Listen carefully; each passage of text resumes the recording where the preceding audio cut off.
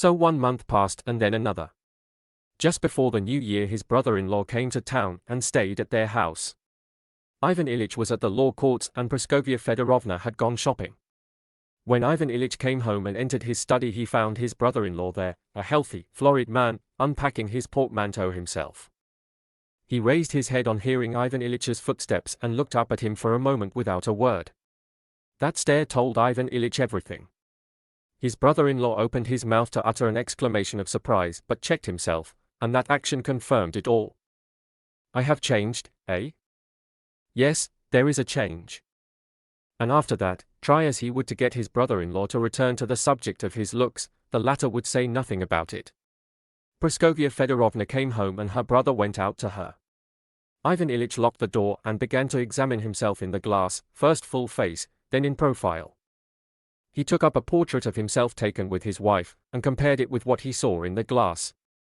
The change in him was immense. Then he bared his arms to the elbow, looked at them, drew the sleeves down again, sat down on an ottoman, and grew blacker than night.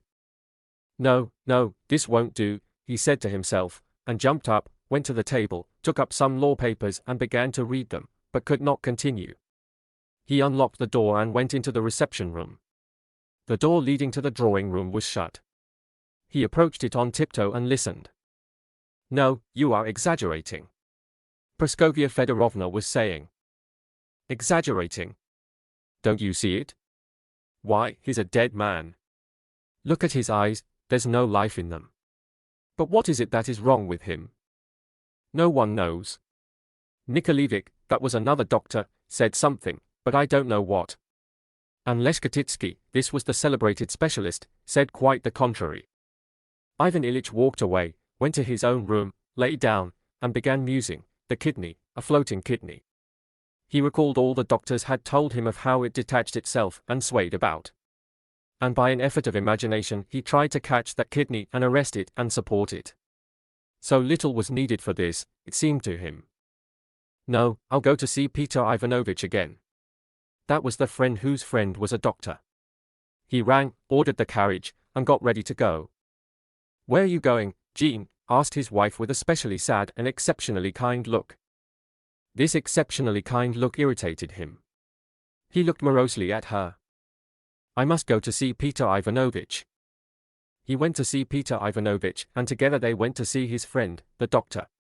He was in, and Ivan Ilyich had a long talk with him.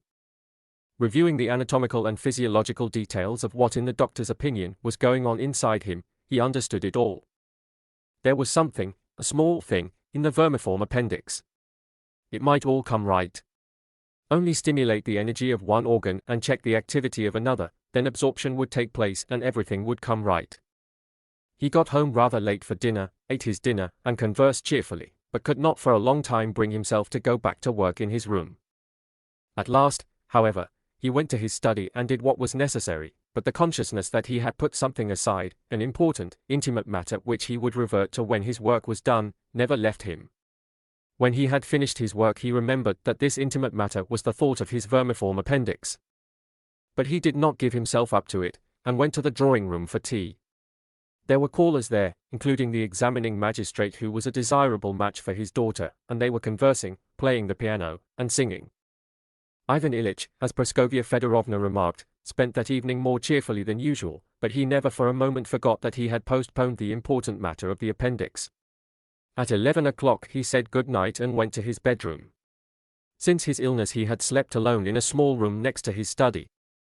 He undressed and took up a novel by Zola, but instead of reading it he fell into thought, and in his imagination that desired improvement in the vermiform appendix occurred.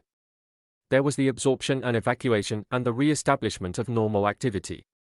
Yes, that's it, he said to himself. One need only assist nature, that's all. He remembered his medicine, rose, took it, and lay down on his back watching for the beneficent action of the medicine and for it to lessen the pain. I need only take it regularly and avoid all injurious influences. I am already feeling better, much better. He began touching his side, it was not painful to the touch. There, I really don't feel it. It's much better already. He put out the light and turned on his side. The appendix is getting better, absorption is occurring. Suddenly he felt the old, familiar, dull, gnawing pain, stubborn and serious. There was the same familiar loathsome taste in his mouth. His heart sank and he felt dazed. My God! My God, he muttered. Again. And it will never cease. And suddenly the matter presented itself in a quite different aspect. Vermiform appendix. Kidney, he said to himself. It's not a question of appendix or kidney, but of life and death. Yes, life was there and now it is going, and I cannot stop it. Yes. Why deceive myself? Isn't it obvious to everyone but me that I'm dying, and that it's only a question of weeks, days, it may happen this moment. There was light and now there is darkness. I was here and now I'm going there. Where? A chill came over him, his breathing ceased, and he felt only the throbbing of his heart. When I am not, what will there be? There will be nothing. Then where shall I be when I am no more? Can this be dying? No, I don't want to. He jumped up and tried to light the candle, felt for it with trembling hands, dropped candle and candlestick on the floor, and fell back on his pillow. What's the use? It makes no difference, he said to himself, staring with wide-open eyes into the darkness. Death. Yes, death. And none of them knows or wishes to know it, and they have no pity for me. Now they are playing. He heard through the door the distant sound of a song and its accompaniment. It's all the same to them, but they will die too. Fools. I first, and they later, but it will be the same for them. And now they are merry, the beasts. Anger choked him and he was agonizingly, unbearably miserable. It is impossible that all men have been doomed to suffer this awful horror. He raised himself. Something must be wrong. I must calm myself, must think it all over from the beginning. And he again began thinking. Yes, the beginning of my illness, I knocked my side, but I was still quite well that day and the next. It hurt a little, then rather more. I saw the doctors, then followed despondency and anguish, more doctors, and I drew nearer to the abyss. My strength grew less and I kept coming nearer and nearer, and now I have wasted away and there is no light in my eyes. I think of the appendix, but this is death. I think of mending the appendix, and all the while here is death. Can it really be death? Again terror seized him and he gasped for breath. He leant down and began feeling for the matches, pressing with his elbow on the stand beside the bed. It was in his way and hurt him, he grew furious with it, pressed on it still harder, and upset it. Breathless and in despair he fell on his back, expecting death to come immediately. Meanwhile the visitors were leaving. Praskovya Fedorovna was seeing them off. She heard something fall and came in. What has happened? Nothing. I knocked it over accidentally. She went out and returned with a candle. He lay there panting heavily, like a man who has run 1,000 yards, and stared upwards at her with a fixed look. What is it, Jean? No, thing. I upset it. Why speak of it? She won't understand, he thought. And in truth she did not understand. She picked up the stand, lit his candle, and hurried away to see another visitor off. When she came back he still lay on his back, looking upwards. What is it? Do you feel worse? Yes. She shook her head and sat down. Do you know, Jean, I think we must ask Leshkatitsky to come and see you here. This meant calling in the famous specialist, regardless of expense. He smiled malignantly and said, no. She remained a little longer and then went up to him and kissed his forehead. While she was kissing him he hated her from the bottom of his soul and with difficulty refrained from pushing her away. Good night. Please God you'll sleep. Yes. Ivan Ilyich saw that he was dying, and he was in continual despair. In the depth of his heart he knew he was dying, but not only was he not accustomed to the thought, he simply did not and could not grasp it. The syllogism he had learnt from Kieswetter's logic, Caius is a man, men are mortal, therefore Caius is mortal, had always seemed to him correct as applied to Caius, but certainly not as applied to himself. That Caius, man in the abstract, was mortal, was perfectly correct, but he was not Caius, not an abstract man, but a creature quite separate from all others. He had been little Vanya, with a mamma and a papa, with Mitya and Volodya, with the toys, a coachman and a nurse, afterwards with Katenka and with all the joys, griefs, and delights of childhood, boyhood, and youth. What did Caius know of the smell of that striped leather ball Vanya had been so fond of? Had Caius kissed his mother's hand like that, and did the silk of her dress rustle so for Caius? Had he rioted like that at school when the pastry was bad? Had Caius been in love like that? Could Caius preside at a session as he did? Caius really was mortal, and it was right for him to die, but for me, little Vanya, Ivan Ilyich, with all my thoughts and emotions, it's altogether a different matter. It cannot be that I ought to die. That would be too terrible. Such was his feeling. If I had to die like Caius, I would have known it was so. An inner voice would have told me so, but there was nothing of the sort in me, and I and all my friends felt that our case was quite different from that of Caius. And now here it is, he said to himself. It can't be. It's impossible. But here it is. How is this? How is one to understand it? He could not understand it, and tried to drive this false, incorrect, morbid thought away and to replace it by other proper and healthy thoughts. But that thought, and not the thought only but the reality itself, seemed to come and confront him. And to replace that thought he called up a succession of others, hoping to find in them some support. He tried to get back into the former current of thoughts that had once screened the thought of death from him. But strange to say, all that had formerly shut off, hidden, and destroyed his consciousness of death, no longer had that effect. Ivan Ilyich now spent most of his time in attempting to re-establish that old current. He would say to himself, I will take up my duties again, after all I used to live by them. And banishing all doubts he would go to the law courts, enter into conversation with his colleagues, and sit carelessly as was his wont, scanning the crowd with a thoughtful look and leaning both his emaciated arms on the arms of his oak chair. Bending over as usual to a colleague and drawing his papers nearer, he would interchange whispers with him, and then suddenly raising his eyes and sitting erect would pronounce certain words and open the proceedings. But suddenly in the midst of those proceedings the pain in his side, regardless of the stage the proceedings had reached, would begin its own gnawing work. Ivan Ilyich would turn his attention to it and try to drive the thought of it away, but without success. It would come and stand before him and look at him, and he would be petrified and the light would die out of his eyes, and he would again begin asking himself whether it alone was true. And his colleagues and subordinates would see with surprise and distress that he, the brilliant and subtle judge, was becoming confused and making mistakes. He would shake himself, try to pull himself together, manage somehow to bring the sitting to a close, and return home with the sorrowful consciousness that his judicial labors could not as formerly hide from him what he wanted them to hide, and could not deliver him from it. And what was worst of all was that it drew his attention to itself not in order to make him take some action, but only that he should look at it, look it straight in the face, look at it and without doing anything, suffer inexpressibly.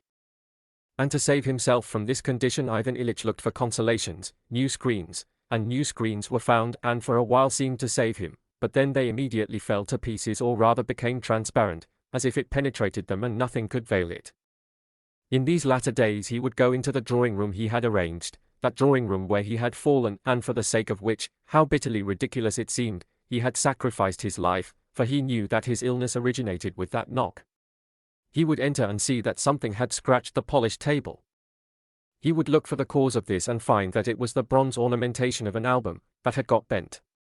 He would take up the expensive album which he had lovingly arranged, and feel vexed with his daughter and her friends for their untidiness, for the album was torn here and there and some of the photographs turned upside down. He would put it carefully in order and bend the ornamentation back into position. Then it would occur to him to place all those things in another corner of the room, near the plants. He would call the footman, but his daughter or wife would come to help him. They would not agree, and his wife would contradict him, and he would dispute and grow angry. But that was all right, for then he did not think about it. It was invisible. But then, when he was moving something himself, his wife would say, "Let the servants do it. You will hurt yourself again." And suddenly it would flash through the screen and he would see it.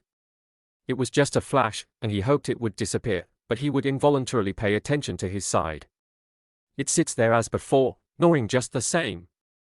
And he could no longer forget it, but could distinctly see it looking at him from behind the flowers. What is it all for?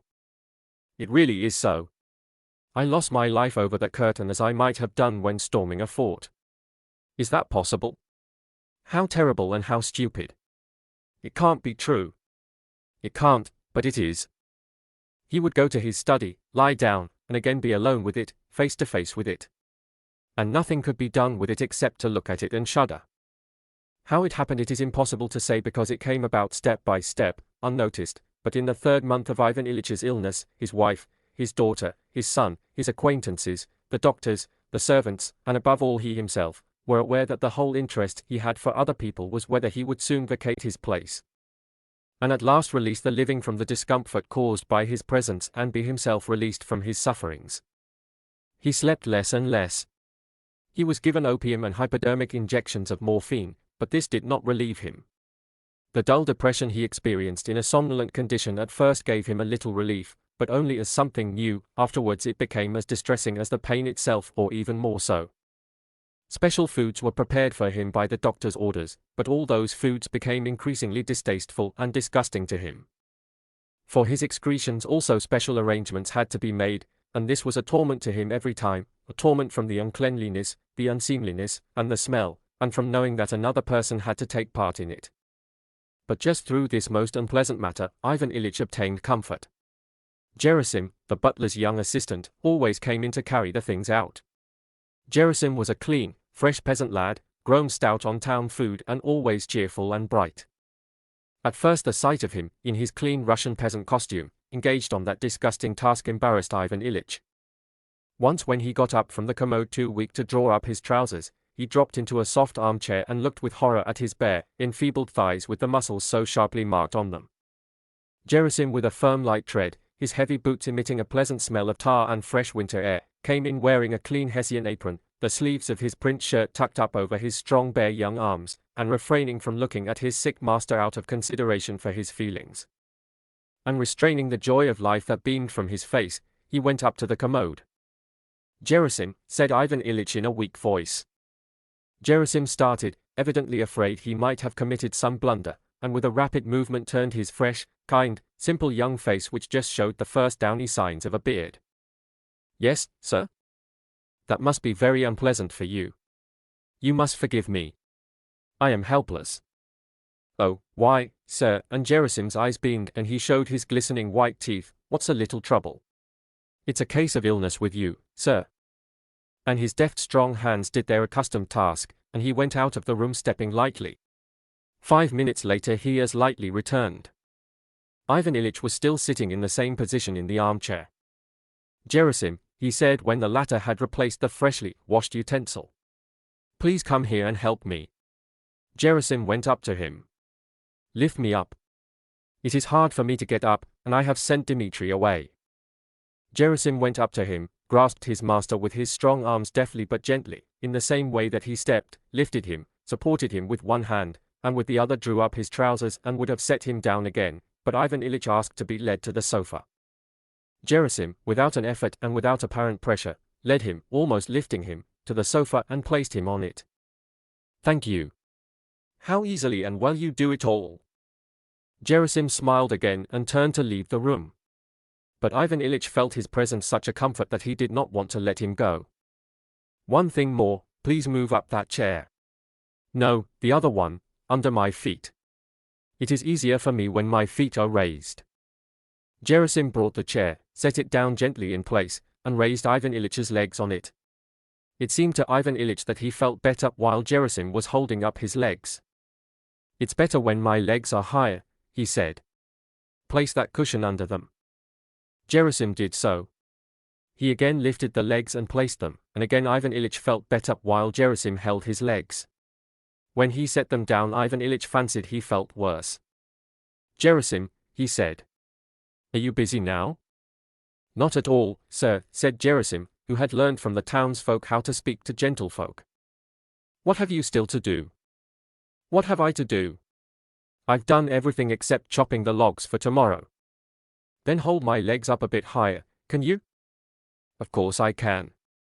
"Why not?" And Gerasim raised his master's legs higher, and Ivan Ilyich thought that in that position he did not feel any pain at all.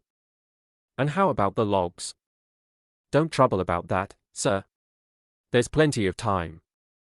Ivan Ilyich told Gerasim to sit down and hold his legs, and began to talk to him. And strange to say, it seemed to him that he felt better while Gerasim held his legs up. After that, Ivan Ilyich would sometimes call Gerasim and get him to hold his legs on his shoulders, and he liked talking to him. Gerasim did it all easily, willingly, simply, and with a good nature that touched Ivan Ilyich. Health, strength, and vitality in other people were offensive to him, but Gerasim's strength and vitality did not mortify but soothed him.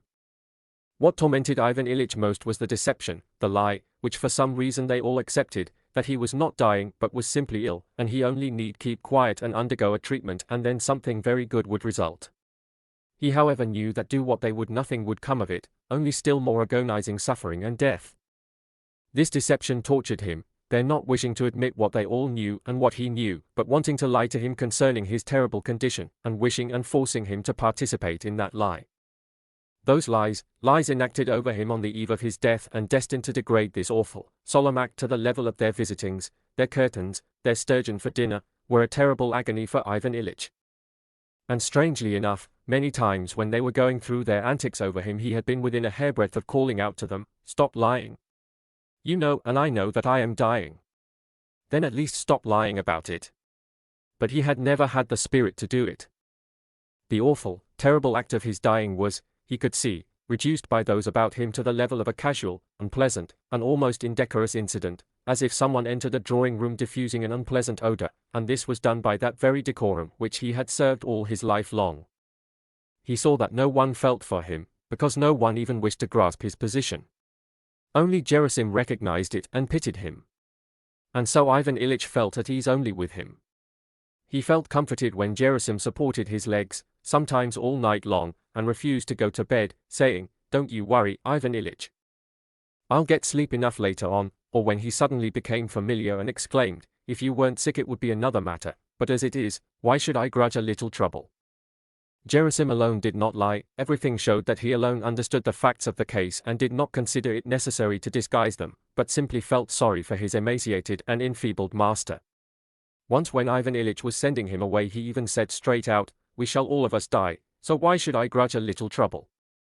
Expressing the fact that he did not think his work burdensome, because he was doing it for a dying man and hoped someone would do the same for him when his time came. Apart from this lying, or because of it, what most tormented Ivan Ilyich was that no one pitied him as he wished to be pitied. At certain moments after prolonged suffering he wished most of all, though he would have been ashamed to confess it, for someone to pity him as a sick child is pitied. He longed to be petted and comforted. He knew he was an important functionary, that he had a beard turning grey, and that therefore what he longed for was impossible, but still he longed for it.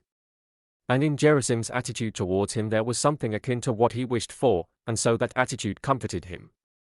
Ivan Ilyich wanted to weep, wanted to be petted and cried over, and then his colleague Shebek would come, and instead of weeping and being petted, Ivan Ilyich would assume a serious, severe, and profound air, and by force of habit would express his opinion on a decision of the Court of Cassation and would stubbornly insist on that view.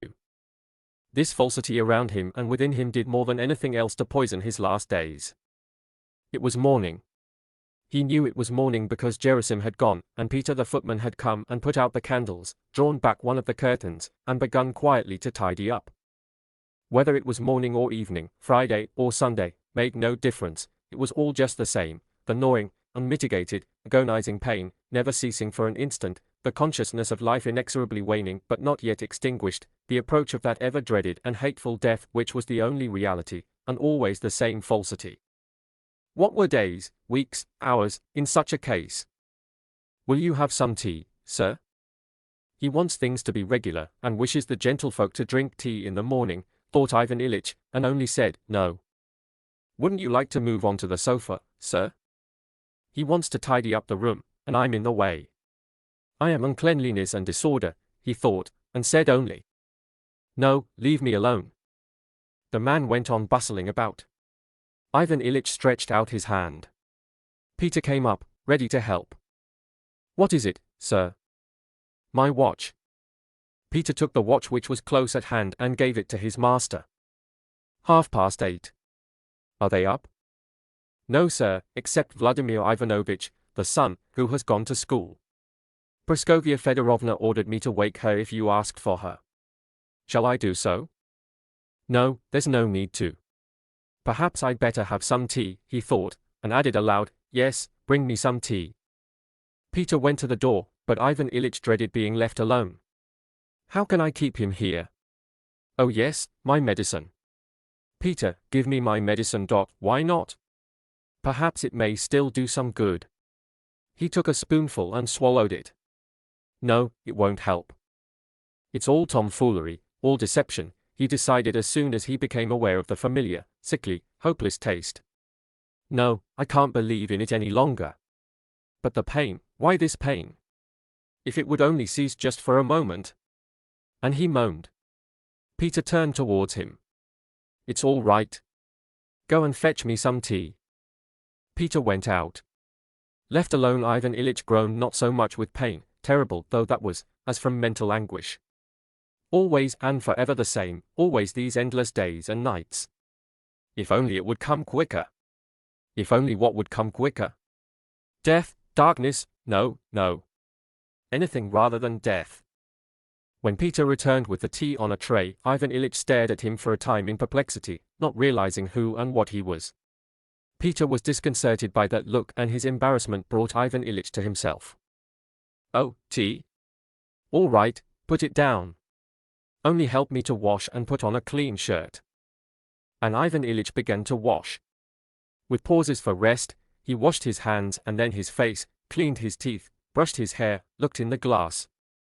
He was terrified by what he saw, especially by the limp way in which his hair clung to his pallid forehead. While his shirt was being changed, he knew that he would be still more frightened at the sight of his body, so he avoided looking at it. Finally he was ready. He drew on a dressing gown, wrapped himself in a plaid, and sat down in the armchair to take his tea. For a moment he felt refreshed, but as soon as he began to drink the tea he was again aware of the same taste, and the pain also returned. He finished it with an effort, and then lay down stretching out his legs, and dismissed Peter. Always the same. Now a spark of hope flashes up, then a sea of despair rages, and always pain, always despair, and always the same. When alone he had a dreadful and distressing desire to call someone, but he knew beforehand that with others present it would be still worse. Another dose of morphine to lose consciousness. I will tell him, the doctor, that he must think of something else. It's impossible, to go on like this. An hour and another pass like that. But now there is a ring at the doorbell. Perhaps it's the doctor? It is. He comes in fresh, hearty, plump, and cheerful, with that look on his face that seems to say, there now, you're in a panic about something, but we'll arrange it all for you directly. The doctor knows this expression is out of place here, but he has put it on once for all and can't take it off, like a man who has put on a frock coat in the morning to pay a round of calls. The doctor rubs his hands vigorously and reassuringly.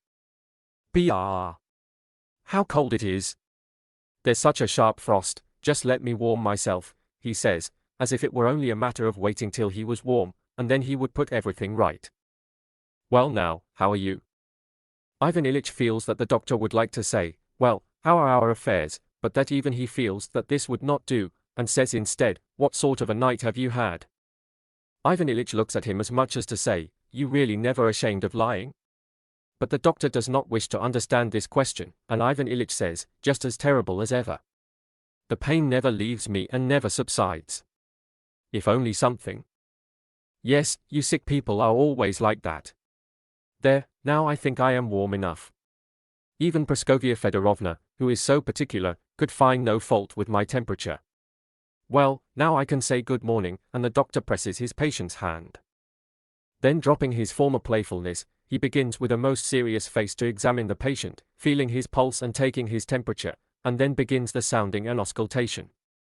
Ivan Ilyich knows quite well and definitely that all this is nonsense and pure deception, but when the doctor, getting down on his knee, leans over him, putting his ear first higher then lower, and performs various gymnastic movements over him with a significant expression on his face, Ivan Ilyich submits to it all as he used to submit to the speeches of the lawyers, though he knew very well that they were all lying and why they were lying. The doctor, kneeling on the sofa, is still sounding him when Praskovia Fedorovna's silk dress rustles at the door and she is heard scolding Peter for not having let her know of the doctor's arrival. She comes in, kisses her husband, and at once proceeds to prove that she has been up a long time already, and only owing to a misunderstanding failed to be there when the doctor arrived. Ivan Ilyich looks at her, scans her all over, sets against her the whiteness and plumpness and cleanness of her hands and neck, the gloss of her hair, and the sparkle of her vivacious eyes. He hates her with his whole soul. And the thrill of hatred he feels for her makes him suffer from her touch. Her attitude towards him and his disease is still the same. Just as the doctor had adopted a certain relation to his patient which he could not abandon, so had she formed one towards him, that he was not doing something he ought to do and was himself to blame. And that she reproached him lovingly for this, and she could not now change that attitude. You see, he doesn't listen to me and doesn't take his medicine at the proper time. And above all, he lies in a position that is no doubt bad for him, with his legs up. She described how he made Gerasim hold his legs up. The doctor smiled with a contemptuous affability that said, "What's to be done? These sick people do have foolish fancies of that kind, but we must forgive them." When the examination was over, the doctor looked at his watch, and then Praskovia Fedorovna announced to Ivan Ilyich that it was of course as he pleased, but she had sent today for a celebrated specialist who would examine him and have a consultation with Michael Danilovich, their regular doctor. "Please don't raise any objections. I am doing this for my own sake," she said ironically, letting it be felt that she was doing it all for his sake and only said this to leave him no right to refuse. He remained silent, knitting his brows. He felt that he was surrounded and involved in such a mesh of falsity that it was hard to unravel anything. Everything she did for him was entirely for her own sake, and she told him she was doing for herself what she actually was doing for herself, as if that was so incredible that he must understand the opposite. At 11:30 the celebrated specialist arrived. Again the sounding began and the significant conversations in his presence and in another room, about the kidney and the appendix, and the questions and answers, with such an air of importance that again, instead of the real question of life and death which now alone confronted him, the question arose of the kidney and appendix which were not behaving as they ought to and would now be attacked by Michael Danilovich and the specialist and forced to amend their ways. The celebrated specialist took leave of him with a serious though not hopeless look, and in reply to the timid question Ivan Ilyich, with eyes glistening with fear and hope, put to him as to whether there was a chance of recovery, said that he could not vouch for it, but there was a possibility. The look of hope with which Ivan Ilyich watched the doctor out was so pathetic that Praskovia Fedorovna, seeing it, even wept as she left the room to hand the doctor his fee. The gleam of hope kindled by the doctor's encouragement did not last long. The same room, the same pictures, curtains, wall, paper, medicine bottles, were all there, and the same aching suffering body, and Ivan Ilyich began to moan. They gave him a subcutaneous injection and he sank into oblivion. It was twilight when he came to. They brought him his dinner and he swallowed some beef tea with difficulty, and then everything was the same again and night was coming on. After dinner, at 7 o'clock, Praskovia Fedorovna came into the room in evening dress, her full bosom pushed up by her corset and with traces of powder on her face. She had reminded him in the morning that they were going to the theatre. Sarah Bernhardt was visiting the town and they had a box which he had insisted on their taking. Now he had forgotten about it and her toilet offended him, but he concealed his vexation when he remembered that he had himself insisted on their securing a box and going because it would be an instructive and aesthetic pleasure for the children. Praskovia Fedorovna came in, self-satisfied but yet with a rather guilty air. She sat down and asked how he was, but, as he saw, only for the sake of asking and not in order to learn about it, knowing that there was nothing to learn, and then went on to what she really wanted to say. That she would not on any account have gone, but that the box had been taken and Helen and their daughter were going, as well as Petrushchev, the examining magistrate, their daughter's fiancé, and that it was out of the question to let them go alone, but that she would have much preferred to sit with him for a while. And he must be sure to follow the doctor's orders while she was away. Oh, and Fyodor Petrovitch, the fiancé, would like to come in. May he? And Lisa? All right. Their daughter came in full evening dress, her fresh young flesh exposed, making a show of that very flesh which in his own case caused so much suffering, strong, healthy, evidently in love, and impatient with illness, suffering, and death, because they interfered with her happiness. Fyodor Petrovitch came in too, in evening dress, his hair curled a la Kapoor, tight stiff collar round his long sinewy neck, an enormous white shirt front and narrow black trousers tightly stretched over his strong thighs. He had one white glove tightly drawn on, and was holding his opera hat in his hand. Following him the schoolboy crept in unnoticed, in a new uniform, poor little fellow, and wearing gloves. Terribly dark shadows showed under his eyes, the meaning of which Ivan Ilyich knew well. His son had always seemed pathetic to him, and now it was dreadful to see the boy's frightened look of pity. It seemed to Ivan Ilyich that Vasya was the only one besides Gerasim who understood and pitied him. They all sat down and again asked how he was. A silence followed. Lisa asked her mother about the opera glasses, and there was an altercation between mother and daughter as to who had taken them and where they had been put. This occasioned some unpleasantness. Fyodor Petrovich inquired of Ivan Ilyich whether he had ever seen Sarah Bernhardt. Ivan Ilyich did not at first catch the question, but then replied, "No, have you seen her before?" "Yes, in Adrian Lecouvreur." Praskovia Fedorovna mentioned some roles in which Sarah Bernhardt was particularly good. Her daughter disagreed. Conversation sprang up as to the elegance and realism of her acting, the sort of conversation that is always repeated and is always the same. In the midst of the conversation Fyodor Petrovich glanced at Ivan Ilyich and became silent. The others also looked at him and grew silent. Ivan Ilyich was staring with glittering eyes straight before him, evidently indignant with them. This had to be rectified, but it was impossible to do so. The silence had to be broken, but for a time no one dared to break it, and they all became afraid that the conventional deception would suddenly become obvious and the truth become plain to all. Lisa was the first to pluck up courage and break that silence, but by trying to hide what everybody was feeling, she betrayed it. "Well, if we're going it's time to start," she said, looking at her watch, a present from her father, and with a faint and significant smile at Fyodor Petrovich relating to something known only to them. She got up with a rustle of her dress. They all rose, said good night, and went away. When they had gone it seemed to Ivan Ilyich that he felt better, the falsity had gone with them. But the pain remained, that same pain and that same fear that made everything monotonously alike, nothing harder and nothing easier. Everything was worse. Again minute followed minute and hour followed hour. Everything remained the same and there was no cessation. And the inevitable end of it all became more and more terrible. "Yes, send Gerasim here," he replied to a question Peter asked. His wife returned late at night. She came in on tiptoe, but he heard her, opened his eyes, and made haste to close them again. She wished to send Gerasim away and to sit with him herself, but he opened his eyes and said, "No, go away." "Are you in great pain?" "Always the same." "Take some opium." He agreed and took some. She went away. Till about 3 in the morning he was in a state of stupefied misery. It seemed to him that he and his pain were being thrust into a narrow, deep black sack, but though they were pushed further and further in they could not be pushed to the bottom. And this, terrible enough in itself, was accompanied by suffering. He was frightened yet wanted to fall through the sack, he struggled but yet cooperated. And suddenly he broke through, fell, and regained consciousness. Gerasim was sitting at the foot of the bed dozing quietly and patiently, while he himself lay with his emaciated stockinged legs resting on Gerasim's shoulders. The same shaded candle was there and the same unceasing pain. "Go away, Gerasim," he whispered. "It's all right, sir. I'll stay a while." "No. Go away." He removed his legs from Gerasim's shoulders, turned sideways onto his arm, and felt sorry for himself.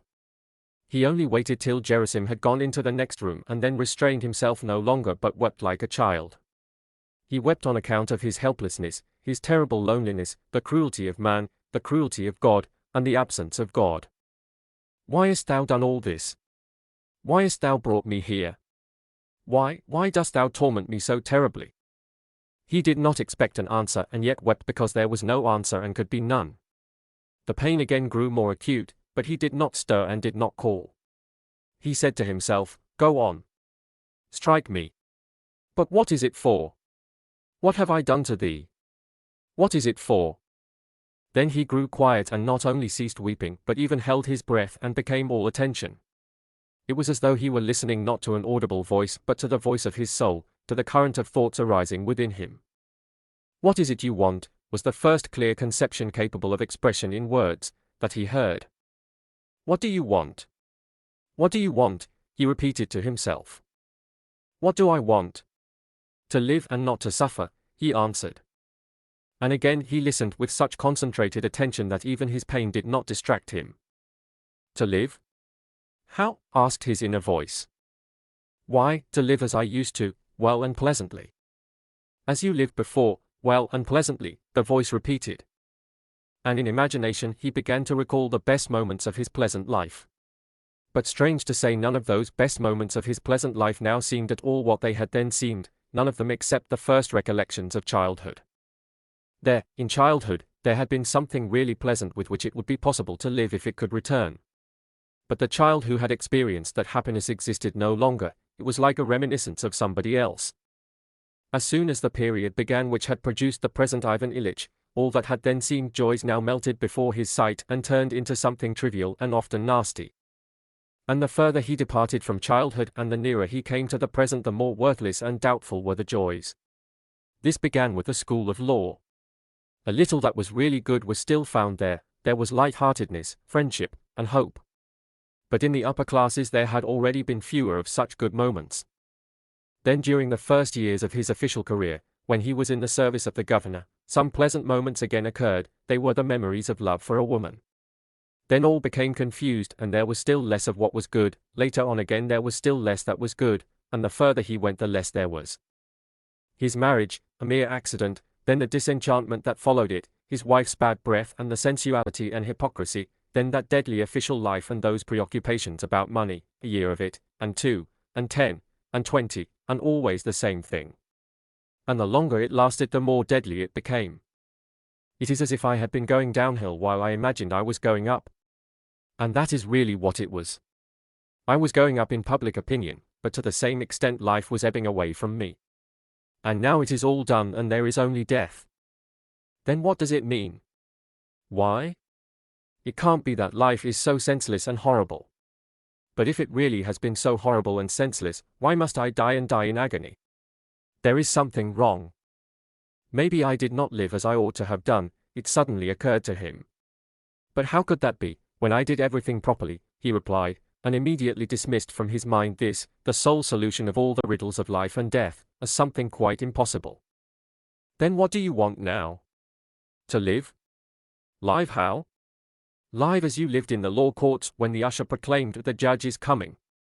The judge is coming, the judge, he repeated to himself. Here he is, the judge. But I am not guilty, he exclaimed angrily. What is it for? And he ceased crying, but turning his face to the wall continued to ponder on the same question, why, and for what purpose, is there all this horror? But however much he pondered he found no answer. And whenever the thought occurred to him, as it often did, that it all resulted from his not having lived as he ought to have done, he at once recalled the correctness of his whole life and dismissed so strange an idea. Another fortnight passed. Ivan Ilyich now no longer left his sofa. He would not lie in bed but lay on the sofa, facing the wall nearly all the time. He suffered ever the same unceasing agonies and in his loneliness pondered always on the same insoluble question, what is this? Can it be that it is death? And the inner voice answered, yes, it is death. Why these sufferings? And the voice answered, for no reason, they just are so. Beyond and besides this there was nothing. From the very beginning of his illness, ever since he had first been to see the doctor, Ivan Ilyitch's life had been divided between two contrary and alternating moods. Now it was despair and the expectation of this uncomprehended and terrible death, and now hope and an intently interested observation of the functioning of his organs. Now before his eyes there was only a kidney or an intestine that temporarily evaded its duty, and now only that incomprehensible and dreadful death from which it was impossible to escape. These two states of mind had alternated from the very beginning of his illness, but the further it progressed the more doubtful and fantastic became the conception of the kidney, and the more real the sense of impending death. He had but to call to mind what he had been 3 months before and what he was now, to call to mind with what regularity he had been going downhill, for every possibility of hope to be shattered. Latterly, during the loneliness in which he found himself as he lay facing the back of the sofa, a loneliness in the midst of a populous town and surrounded by numerous acquaintances and relations, but that yet could not have been more complete anywhere, either at the bottom of the sea or under the earth, during that terrible loneliness Ivan Ilyich had lived only in memories of the past. Pictures of his past rose before him one after another. They always began with what was nearest in time and then went back to what was most remote, to his childhood, and rested there. If he thought of the stewed prunes that had been offered him that day, his mind went back to the raw shriveled French plums of his childhood, their peculiar flavor and the flow of saliva when he sucked their stones, and along with the memory of that taste came a whole series of memories of those days, his nurse, his brother, and their toys. No, I mustn't think of that, it is too painful, Ivan Ilyich said to himself, and brought himself back to the present, to the button on the back of the sofa and the creases in its morocco. Morocco is expensive, but it does not wear well. There had been a quarrel about it. It was a different kind of quarrel and a different kind of morocco that time when we tore father's portfolio and were punished, and mama brought us some tarts, and again his thoughts dwelt on his childhood, and again it was painful and he tried to banish them and fix his mind on something else. Then again together with that chain of memories another series passed through his mind, of how his illness had progressed and grown worse. There also the further back he looked the more life there had been. There had been more of what was good in life and more of life itself. The two merged together. Just as the pain went on getting worse and worse, so my life grew worse and worse, he thought. There is one bright spot there at the back, at the beginning of life, and afterwards all becomes blacker and proceeds more and more rapidly, in inverse ration to the square of the distance from death, thought Ivan Ilyich. And the example of a stone falling downwards with increasing velocity entered his mind. Life, a series of increasing sufferings, flies further and further towards its end, the most terrible suffering. I am flying. He shuddered, shifted himself, and tried to resist, but was already aware that resistance was impossible, and again with eyes weary of gazing but unable to cease seeing what was before them, he stared at the back of the sofa and waited, awaiting that dreadful fall and shock and destruction. Resistance is impossible, he said to himself. If I could only understand what it is all for. But that too is impossible. An explanation would be possible if it could be said that I have not lived as I ought to. But it is impossible to say that, and he remembered all the legality, correctitude, and propriety of his life. That at any rate can certainly not be admitted, he thought, and his lips smiled ironically as if someone could see that smile and be taken in by it. There is no explanation. Agony, death, what for? Another 2 weeks went by in this way, and during that fortnight an event occurred that Ivan Ilyich and his wife had desired. Petrushchev formally proposed. It happened in the evening. The next day Praskovia Fedorovna came into her husband's room considering how best to inform him of it, but that very night there had been a fresh change for the worse in his condition. She found him still lying on the sofa but in a different position. He lay on his back, groaning and staring fixedly straight in front of him. She began to remind him of his medicines, but he turned his eyes towards her with such a look that she did not finish what she was saying, so great an animosity, to her in particular, did that look express. For Christ's sake let me die in peace, he said. She would have gone away, but just then their daughter came in and went up to say good morning. He looked at her as he had done at his wife, and in reply to her inquiry about his health said dryly that he would soon free them all of himself. They were both silent and after sitting with him for a while went away. Is it our fault? Lisa said to her mother. It's as if we were to blame. I am sorry for Papa, but why should we be tortured? The doctor came at his usual time. Ivan Ilyich answered, yes and no, never taking his angry eyes from him, and at last said, you know you can do nothing for me, so leave me alone. We can ease your sufferings. You can't even do that. Let me be. The doctor went into the drawing room and told Praskovia Fedorovna that the case was very serious and that the only resource left was opium to allay her husband's sufferings, which must be terrible. It was true, as the doctor said, that Ivan Ilyич's physical sufferings were terrible, but worse than the physical sufferings were his mental sufferings, which were his chief torture.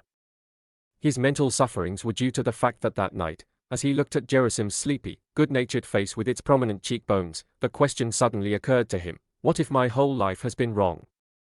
It occurred to him that what had appeared perfectly impossible before, namely that he had not spent his life as he should have done, might after all be true. It occurred to him that his scarcely perceptible attempts to struggle against what was considered good by the most highly placed people, those scarcely noticeable impulses which he had immediately suppressed, might have been the real thing, and all the rest false. And his professional duties and the whole arrangement of his life and of his family, and all his social and official interests, might all have been false. He tried to defend all those things to himself and suddenly felt the weakness of what he was defending. There was nothing to defend. But if that is so, he said to himself, and I am leaving this life with the consciousness that I have lost all that was given me and it is impossible to rectify it, what then? He lay on his back and began to pass his life in review in quite a new way.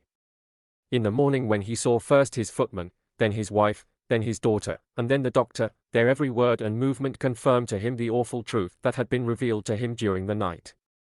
In them he saw himself, all that for which he had lived, and saw clearly that it was not real at all, but a terrible and huge deception which had hidden both life and death.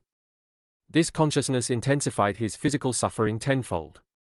He groaned and tossed about, and pulled at his clothing which choked and stifled him. And he hated them on that account. He was given a large dose of opium and became unconscious, but at noon his sufferings began again. He drove everybody away and tossed from side to side. His wife came to him and said, "Jean, my dear, do this for me. It can't do any harm and often helps. Healthy people often do it." He opened his eyes wide. "What? Take communion? Why? It's unnecessary." However, she began to cry. "Yes, do, my dear. I'll send for our priest. He is such a nice man." "All right. Very well," he muttered. When the priest came and heard his confession, Ivan Ilyich was softened and seemed to feel a relief from his doubts and consequently from his sufferings, and for a moment there came a ray of hope. He again began to think of the vermiform appendix and the possibility of correcting it. He received the sacrament with tears in his eyes. When they laid him down again afterwards, he felt a moment's ease, and the hope that he might live awoke in him again. He began to think of the operation that had been suggested to him. To live. "I want to live," he said to himself. His wife came in to congratulate him after his communion, and when uttering the usual conventional words she added, "You feel better, don't you?" Without looking at her he said, "Yes." Her dress, her figure, the expression of her face, the tone of her voice, all revealed the same thing. "This is wrong, it is not as it should be. All you have lived for and still live for is falsehood and deception, hiding life and death from you." And as soon as he admitted that thought, his hatred and his agonizing physical suffering again sprang up, and with that suffering a consciousness of the unavoidable, approaching end. And to this was added a new sensation of grinding shooting pain and a feeling of suffocation. The expression of his face when he uttered that, "yes," was dreadful. Having uttered it, he looked her straight in the eyes, turned on his face with a rapidity extraordinary in his weak state and shouted, "Go away! Go away and leave me alone!" From that moment the screaming began that continued for 3 days, and was so terrible that one could not hear it through 2 closed doors without horror.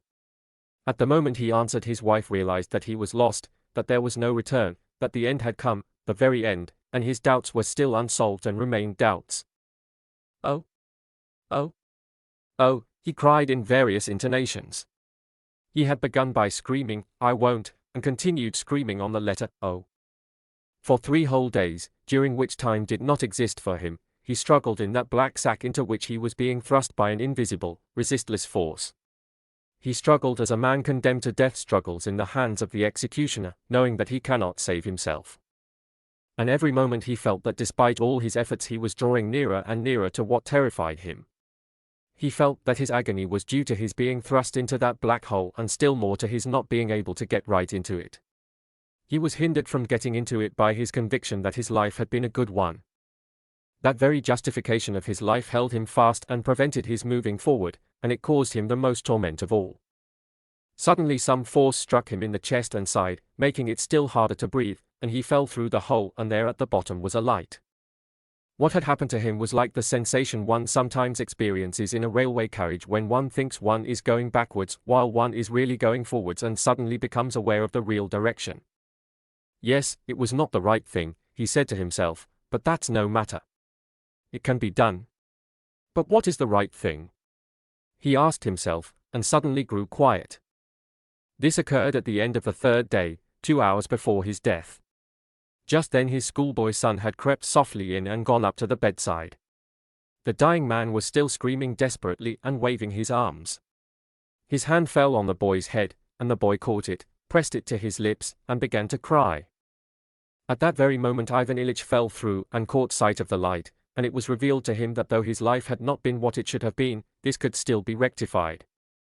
He asked himself, "What is the right thing?" and grew still, listening. Then he felt that someone was kissing his hand. He opened his eyes, looked at his son, and felt sorry for him. His wife came up to him and he glanced at her. She was gazing at him open-mouthed, with undried tears on her nose and cheek and a despairing look on her face. He felt sorry for her too. Yes, I am making them wretched, he thought. They are sorry, but it will be better for them when I die. He wished to say this but had not the strength to utter it. Besides, why speak? I must act, he thought. With a look at his wife he indicated his son and said, "Take him away, sorry for him, sorry for you too." He tried to add, "Forgive me," but said, "Forgo," and waved his hand, knowing that he whose understanding mattered would understand. And suddenly it grew clear to him that what had been oppressing him and would not leave him was all dropping away at once from 2 sides, from 10 sides, and from all sides. He was sorry for them, he must act so as not to hurt them, release them and free himself from these sufferings. How good and how simple, he thought. And the pain? He asked himself. What has become of it? Where are you, pain?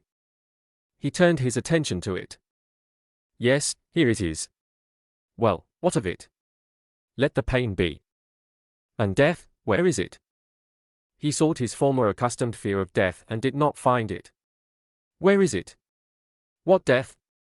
There was no fear because there was no death. In place of death there was light. So that's what it is, he suddenly exclaimed aloud. What joy! To him all this happened in a single instant, and the meaning of that instant did not change. For those present his agony continued for another 2 hours. Something rattled in his throat, his emaciated body twitched, then the gasping and rattle became less and less frequent. "It is finished," said someone near him. He heard these words and repeated them in his soul. "Death is finished," he said to himself. "It is no more." He drew in a breath, stopped in the midst of a sigh, stretched out, and died.